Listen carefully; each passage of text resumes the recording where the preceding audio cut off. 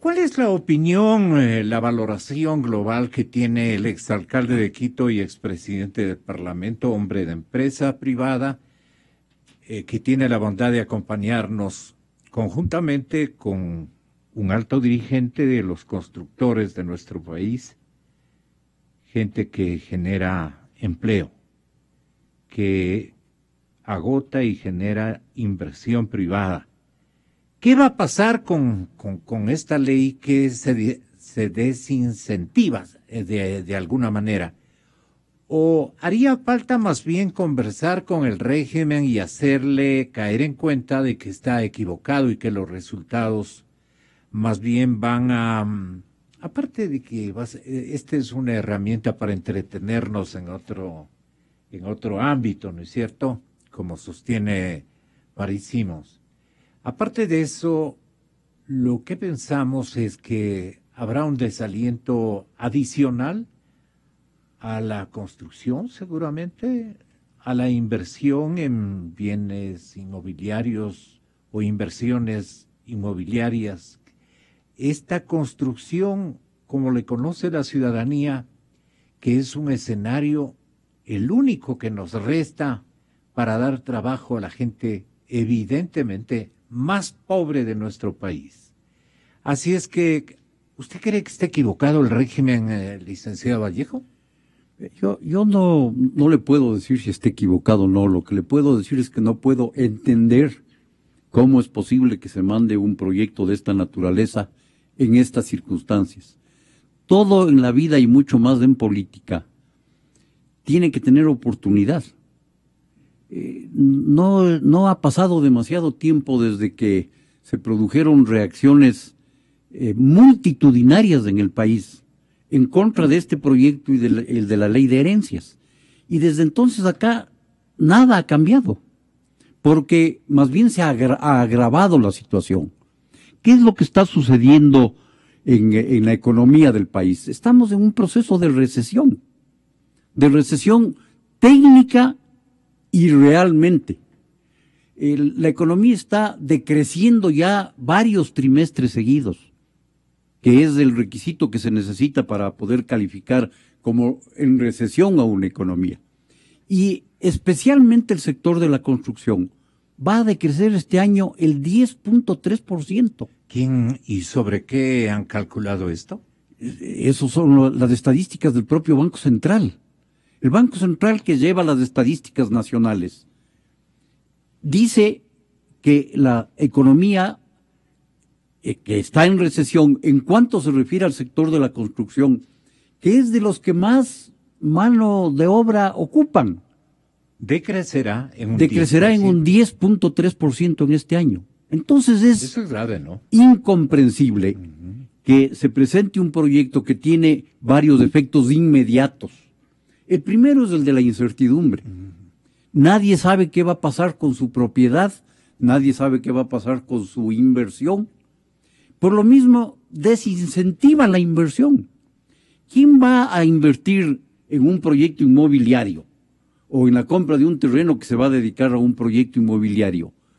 Si lo que me va a suceder, según el proyecto de ley, es que voy a tener que pagarle al Estado el 75% de la utilidad que haga.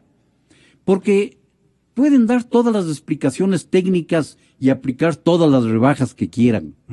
El efecto práctico ante la ciudadanía y ante el inversionista es que le conviene más, según las propias explicaciones oficiales, depositar su plata en el banco y ganar la tasa de interés que le paga el banco, que es lo que le van a descontar para el cobro del pago del impuesto a la plusvalía.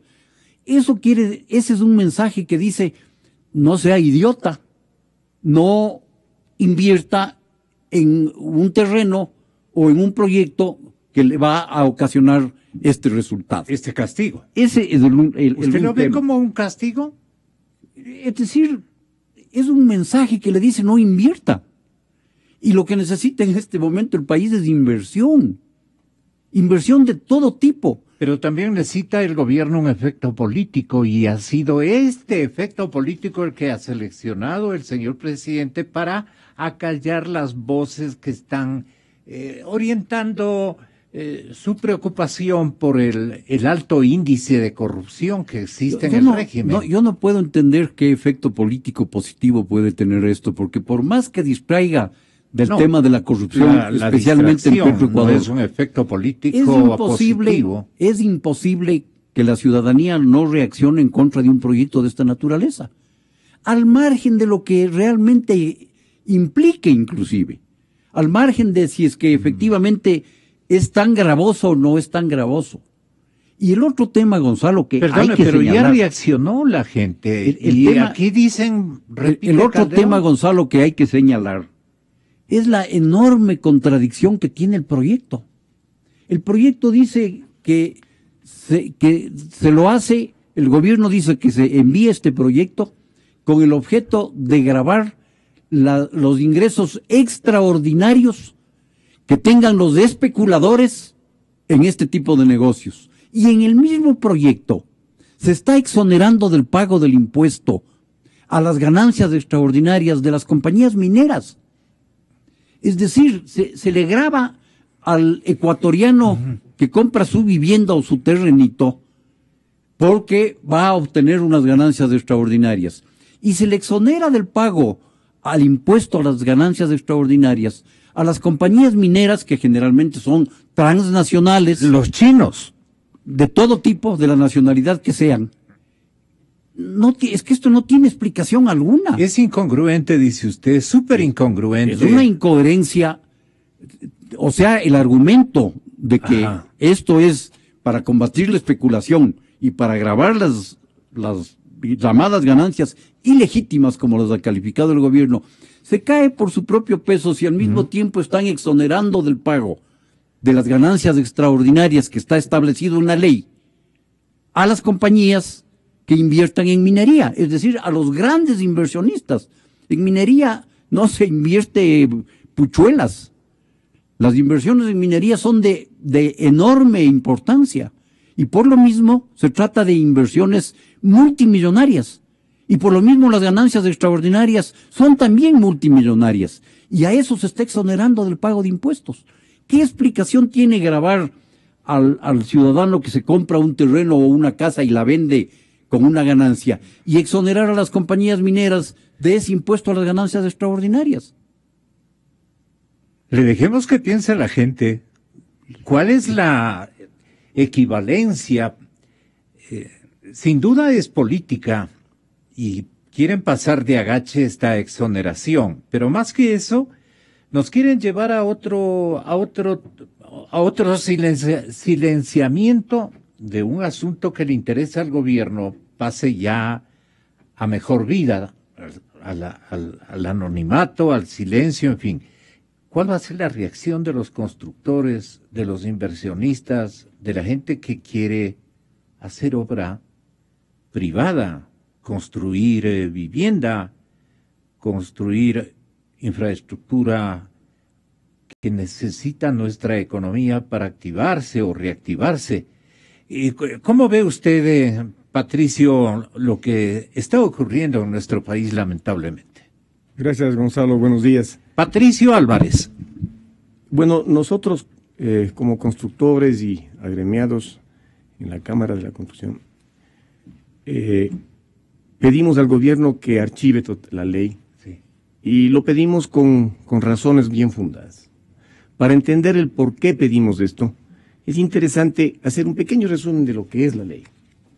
La ley dice que quiere controlar la especulación y además cobrar las obras que hace el gobierno a los vecinos y colindantes. Pero para eso la ley toma un valor inicial, que es el valor de adquisición, le aumenta el valor de la ganancia ordinaria, aumenta el precio de los valores de mejoras, siempre y cuando sean justificadas. Algunas son complicadas de justificar. Y para la ganancia ordinaria considera la tasa pasiva, ¿no es cierto? Que estamos hablando, en este último año la tasa pasiva estuvo en alrededor del 5.6, 5.7%. Ahora me dicen que está en el 7 y pico, pero más bien yo creo que el número sería más bajo. Entonces, esto se compara con el precio de transferencia y desde ese valor vamos a sacar el valor, el impuesto, que estamos hablando del 75%. Básicamente, esa es la ley. Y por ahí otro artículo que dice que tenemos que actualizar los catastros de acuerdo a los precios de venta, a los precios de mercado y etcétera. En un resumen así muy rápido, esa viene a ser la ley. Y que este dinero producto de este impuesto no va a las arcas del gobierno principal, sino de los gobiernos seccionales. A los municipios. Ese elemento que le exculpa al régimen de la responsabilidad de desactivar el crecimiento económico, el emprendimiento. Sí, el tema es que... Le pregunto yo. Sí, el tema es que una vez que esto empiece a funcionar, ¿no es cierto?, mejor dicho, lo que se quiere hacer, ¿qué quiere hacer el gobierno? Lo que mencioné hace un momento. ¿Cómo controla? ¿En qué parte de la ley están controlando la especulación? ¿En qué parte de la ley tenemos un control de precios? ¿En qué parte dice usted no puede vender más de este precio? Más bien al contrario, la ley lo que está haciendo es aumentándole un impuesto que al vendedor del bien le está resultando más complicado vender. Le está diciendo, usted tiene que pagar un impuesto por vender su bien, ¿no es cierto? Y el vendedor va a decir, a su comprador va a decir, vea, yo tengo que pagar un impuesto. Vamos a medias del impuesto, o va a subir el precio porque el impuesto es alto. Entonces, ¿qué está pasando? Está haciendo lo contrario de lo que quiere hacer. Va a aumentar los precios de los terrenos, por ejemplo, para los promotores inmobiliarios. Va a aumentar el precio de las propiedades, porque lo que está haciendo es colocando un impuesto adicional. Entonces, está haciendo el efecto contrario. El otro punto importante del por qué esta ley, que necesitamos que las obras del Estado sean reconocidas o pagadas por los beneficiarios. Tal vez yo pensando un poquito, y mil perdones por no hacerlo más oportunamente, el gobierno dice o se justifica, pero es que esto no vamos a pagar este instante, lo vamos a pagar en la segunda venta.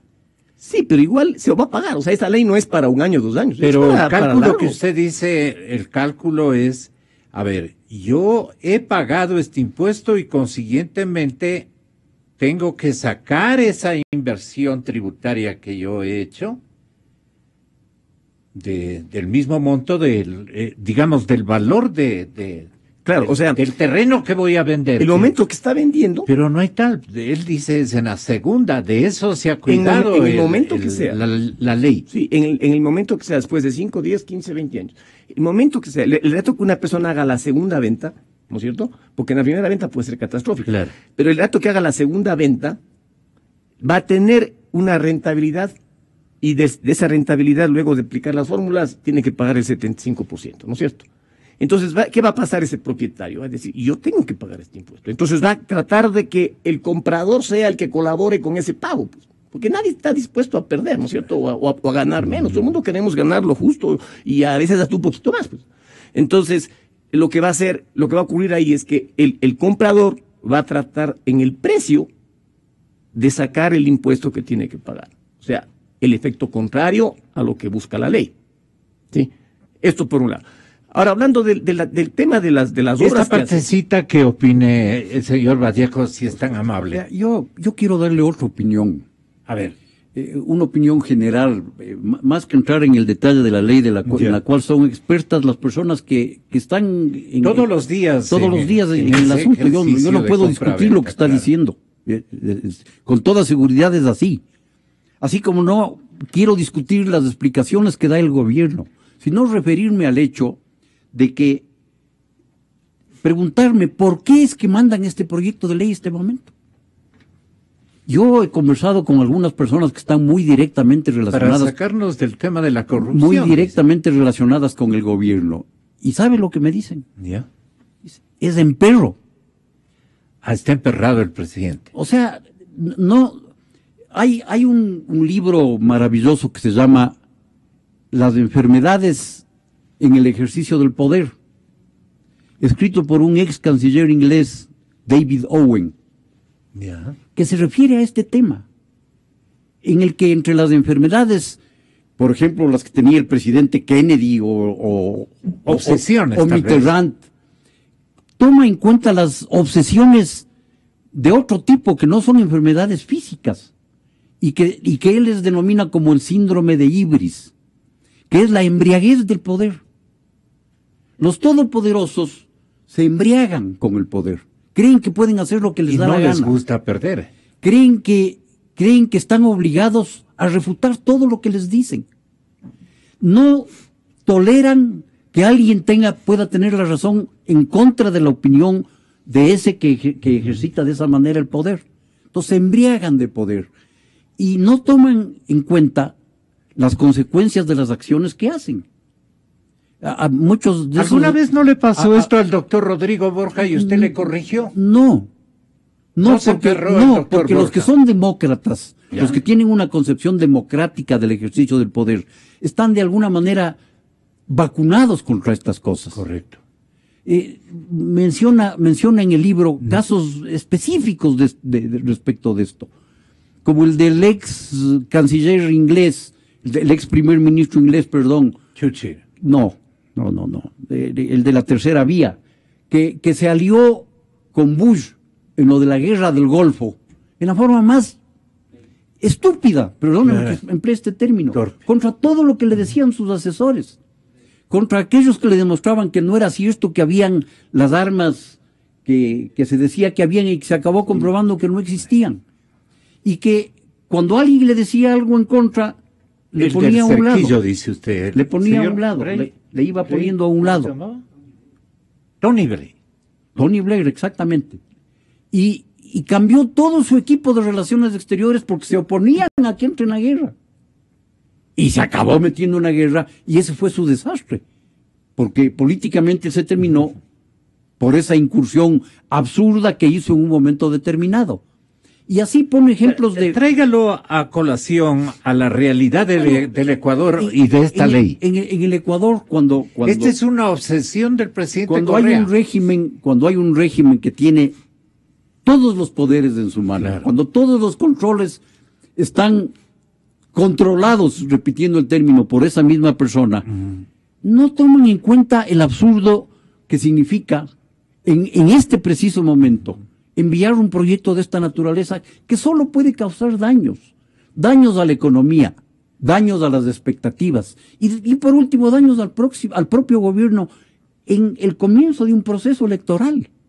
O pueden creer que esto no le va a afectar. Y el daño no le va a irrogar al propio Lenín Moreno si es al candidato presidencial del gobierno, pues, pero es que es lógico. Si el daño es... Pero de gana les va a hacer pelear. Pues. Por eso es que no toman en cuenta esas cosas, porque creen que tienen siempre la razón. Entonces, es un tema que hay que analizar, en este caso concreto, porque no tiene otra explicación que un emperro el haber procedido de esta manera. Gracias, licenciado Andrés Vallejo. Seguimos entonces con el tema. Entonces, claro. O sea, lo que quiera decirnos Patricio Álvarez, ¿qué va a ocurrir? El primer punto que le veo es el tema de que no controlaría la especulación. Hablamos de que esta ley no tiene ningún artículo ni ninguna consideración que haga que controle el precio de las propiedades. El segundo punto es objetivo de la ley es hacer que las obras del Estado sean cobradas a los beneficiarios, ¿no es cierto? Tampoco existe en la ley, de lo que les acabo de hacer el resumen, tampoco existe en la ley un artículo o algo que lleve a ese proceso, que lleve a que las obras del Estado prioritarias que hizo la Ruta Viva y la UNASUR pasen a cobrar a los vecinos. ¿Dónde dice eso? O sea, no. ¿Y eso está previendo Bueno, es uno de los motivos de esta ley es ese, ¿no es cierto? Controlar eso, controlar el precio, controlar las obras del Estado que hace para que las municipalidades sean las que... Y el pobre vecindario del edificio de la UNASUR va a tener que vérselas con esta ley. Bueno, no él, todo el Ecuador, porque esta ley nos está metiéndonos al pago a todos, vivamos donde vivamos y tengamos la propiedad en donde tengamos. O sea, no es que porque hicieron la UNASUR, el señor de que tiene en Jipijapa su edificio o su casa y lo vende, tendrá que pagar. O sea, esto está llevándonos a meternos en el mismo saco a todo el mundo. Entonces, no está cumpliendo el objetivo la ley. ¿Cuál es el objetivo? El objetivo es repartir esa inversión, o sea, cobrar esa inversión a las personas. Entonces, no lo hace. Pero existe ya, bueno, antes de eso, y también la ley lo que está haciendo es tratando de actualizar los catastros, ¿no es cierto? Sí. Y hay una parte en la que pide que se actualicen los catastros y forza a que la ciudadanía haga la actualización de catastros. Pero en los catastros, obviamente, el actualizar me parece bien. Todo el mundo debe tener su propiedad con el valor actualizado del catastro para que haga un pago de impuesto predial justo. Y equitativo. Y si tiene que hacer una declaración patrimonial, la haga justa. O sea, y que todo esté dentro de la normativa que tenemos. Pero existe ya una ley. El beneficio para los municipios que tienen catástrofes del siglo XVIII, bueno, ahí está. Eso hay que agradecer al proyecto de ley. Eso es muy bueno. Sería muy bueno que se actualicen los catastros. Pero no hace falta la ley esta para que eso ocurra. No hace falta, porque ya existe esa ley. Esa ley fue hecha, y es más, con la misma comisión que está tratando ahora, la misma comisión hizo la ley el 5 de julio del 2016. Y esa ley se llama Ley Orgánica de Ordenamiento Territorial, Uso y Gestión del Suelo. Aquí está contemplado todo lo que esta ley quiere hacer, lo que quieren hacer. Entonces, con esta ¿en qué ley. insiste esta nueva ley? No entiendo. No entiendo el porqué. Ya está legislado. Ya está legislado. Está hecho por la misma comisión, incluso la misma comisión que está tratando esta nueva ley. Ellos ya legislaron. Y es más, existe en la ley incluso que una parte en la que dice que se tiene que crear una superintendencia de ordenamiento territorial, uso y gestión del suelo, que es la que va a establecer las responsabilidades sobre la actuación de los municipios, los alcaldes, etcétera, para que se cumpla esto. Y esta ley ya contempla el crear un suelo urbano a rural, contempla las obras de infraestructura que hace el Estado y muchas cosas más. Es una ley muy completa que incluso hizo con asesoramiento internacional, con gente que ha hecho la ley en Bogotá. Ya esta ley está muy bien elaborada. Y muy actualizada. Y actualizada porque es julio 2016 y hecha por este mismo gobierno. ¿Por qué no utilizar esta ley para todo el objetivo que se está buscando? Usted entonces, ¿por qué vienen nuevamente con esta insistencia en buscar dinero o en llevarnos a otro debate distinto al de la corrupción? Buscar dinero, no. Lo dudo mucho porque yo he hecho un análisis matemático del tema de cómo funcionaría las recaudaciones de estos valores. En la generalidad de las personas que venden sus propiedades y lo venderían por segunda ocasión, estamos hablando ya en el futuro, porque esto no es en el tiempo cercano, es para el futuro. En la generalidad de las ventas, una persona que hace la transferencia. ¿No le parece una falta de delicadeza normar cosas en las que ya no va a ser uno el jefe de Estado, ya no va a estar su modelo económico, su modelo administrativo en vigencia, que ya no me pertenece? Pues no. Si usted incluso hereda a sus hijos con tiempo, usted ya está en una edad avanzada y entrega a sus hijos el comando, digamos, de una empresa familiar, no creo que sea de justicia y de delicadeza dejarles normando cosas para una etapa de la vida social en donde uno ya no sabe ni qué es lo que va a pasar, ni cuáles van a ser las manifestaciones comunitarias respecto de una dimensión como esta de la industria, de la construcción y de las tratativas inmobiliarias y toda esta cosa. Eso ya es tomarse el tiempo que ya no nos, y la etapa de la vida que ya no nos pertenece, pues. Lo mismo es que un gobierno esté legislando para futuro, futuro. Para mi vuelta casi, porque seguro que el señor presidente querrá volver el 22, pues entonces ya deja preparando esto, ¿no será por eso seguramente? Bueno, volviendo, cogiendo su analogía, si yo considero que para mis hijos algo que yo haga hoy día o que legisle hoy día le va a servir en su futuro, pues lo hago, ¿no es cierto? Lo hago y lo hago bien y lo hago con mucho gusto. Lo mismo creo que está haciendo el presidente. Él considera que esta ley para el futuro va a ser lo adecuado. ¿Por qué? Porque va a, entre comillas, va a controlar el precio de la tierra, va a evitar la especulación, va a distribuir las obras del Estado en sus beneficiarios. Pero lo que yo veo, no hay dónde dice eso. Eso no está ocurriendo. O sea, no es esa, por más buena intención que tenga el gobierno de hacer eso, en esta ley no está contemplado eso. No existe, eso no va a ocurrir ¿Qué por es lo que esta busca ley. esta ley entonces? No sé, no entiendo, tal vez, no sé, incluso usted me dice, puede ser que los gobiernos municipales sean los beneficiarios. Yo hago un análisis y digo, a ver, una propiedad que vende una persona de cualquier capacidad económica, va a hacer un análisis en el tiempo de cuándo dejo de pagar el impuesto para deshacerme de esa propiedad y venderla. Y ese plazo va a depender de la utilidad que quiera ganar y del costo que yo haya adquirido. Y es muy fácil calcularlo, o sea, decir yo. Entonces, la mayoría de gente va a hacer eso. ¿Por qué va a hacer? Porque en los años, esta fórmula cobra mucho al principio y en el tiempo se va reduciendo y se hace cero muy rápido también. No es como la ley actual del 10% en el que uno tiene un plazo de 20 años para seguir pagando. Acá, es cierto lo que dice el director del SDI, esto puede terminar, llega a cero, a pagar cero tal vez en unos 7 años, 8 años, 5 años, 4 años, dependiendo de cuál es la rentabilidad. Lo que mencionaba Leonardo. Sí, cuál es la rentabilidad que queremos tener, ¿no es cierto? Entonces, ¿qué va a pasar? La gente va a decir, yo espero para vender.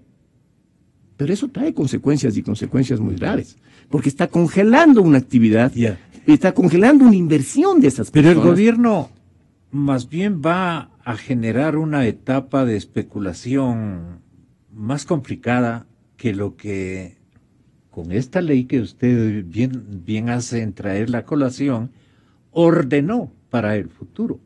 Y este también es una legislación para el futuro, para el presente y para el futuro. Y aparentemente, no soy el experto, pero parece que está muy bien concebida, muy bien pensada, y regula de acuerdo al beneficio. ¿Esa qué va a producir en cambio? La otra. Hasta aquí hemos hablado de lo que es la ley, ¿no es cierto? Pero ¿qué va a pasar con el mercado? ¿Qué va a pasar cuando esto... ¿Cuáles van a ser los impactos negativos? Ahí quedemos. Los impactos negativos es primero la incertidumbre, el miedo y el temor de la población.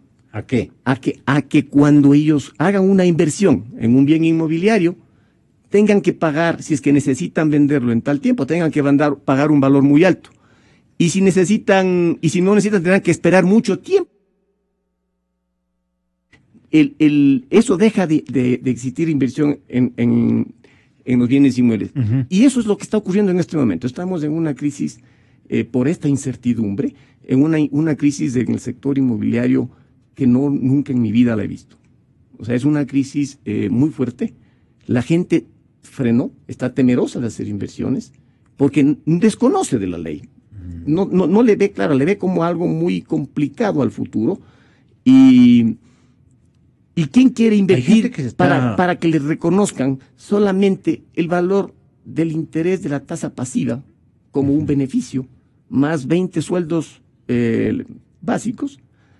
¿Quién quiere invertir para solamente ganar eso? O sea, no es razonable hacer una inversión con esa consideración. Don Patricio, yo he escuchado a queridísimos amigos constructores que incluso están pensando cambiarse de país, qué pena decirlo, porque en la Florida en la mismísima ciudad de Miami y en otras urbes estadounidenses, las cosas están marchando, pero de una manera más coherente, con beneficios directos más rápidos, con un respeto normativo y legal, jurídico, qué sé yo, y unas utilidades impresionantemente grandes en el mismísimo Estados Unidos.